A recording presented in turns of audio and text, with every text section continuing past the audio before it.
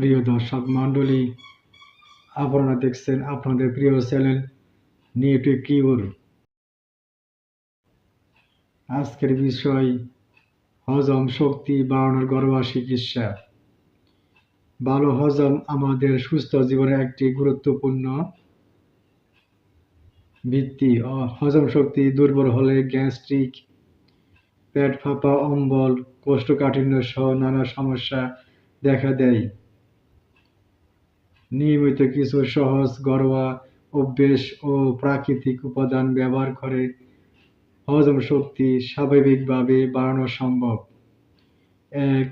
সকালে গরম পানি পান। প্রতিদিন সকালে খালি পেটে ১ গ্লাস কুসুম গরম পানি পান করলে পরিপাকতন্ত্র সক্রিয় হয়। এটি অন্ত্র পরিষ্কার রাখে এবং হজম প্রক্রিয়াকে সহজ করে তোলে। ২. আদা ও লেবুর রস।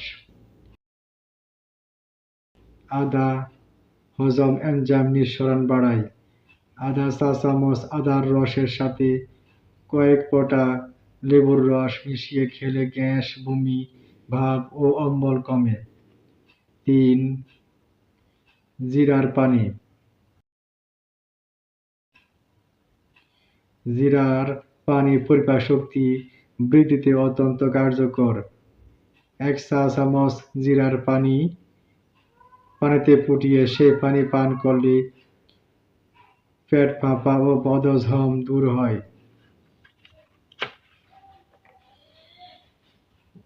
৪. টক দই।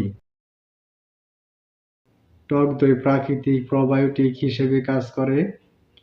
এটি অন্ত্রে ভালো ব্যাকটেরিয়া বাড়িয়ে হজম শক্তি উন্নত করে এবং কোষ্ঠকাঠিন্য প্রতিরোধ করে। ৫. মৌরি ও আজওয়াইন। খাবারের পর সামান্য মৌরি বা আজওয়াইন চিবালে অ্যাসিডিটি কমে এবং হজম দ্রুত হয়। এটি মুখের দুর্গন্ধ ও দূর করে। ৬. ত্রিফলা চূর্ণ। রাতে ঘুমানোর আগে অর্ধ চা চামচ ত্রিফলা চূর্ণ কুসুম গরম পানির সাথে খেলে হজম ভালো হয় এবং অন্ত্র পরিষ্কার থাকে। প্রিয় দর্শক, ৭. ধীরে ও মনোযোগ দিয়ে খাবার খাওয়া। খাবার ভালোভাবে চিবিয়ে ধীরে ধীরে খাওয়া হজমের জন্য অত্যন্ত জরুরি। তাড়াহুড়া করে বা দাঁড়িয়ে খাওয়া হজমে ব্যাঘাত ঘটায়। ৮. হালকা হাঁটা।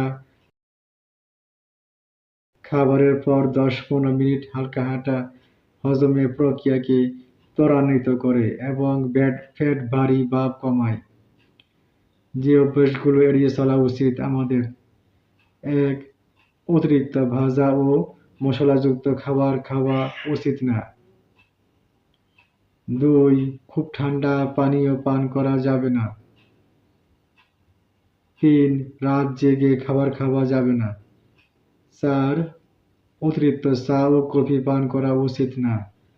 হজম শক্তি বাড়ানোর জন্য সবসময় ওষুধের উপর নির্ভর করার প্রয়োজন নাই।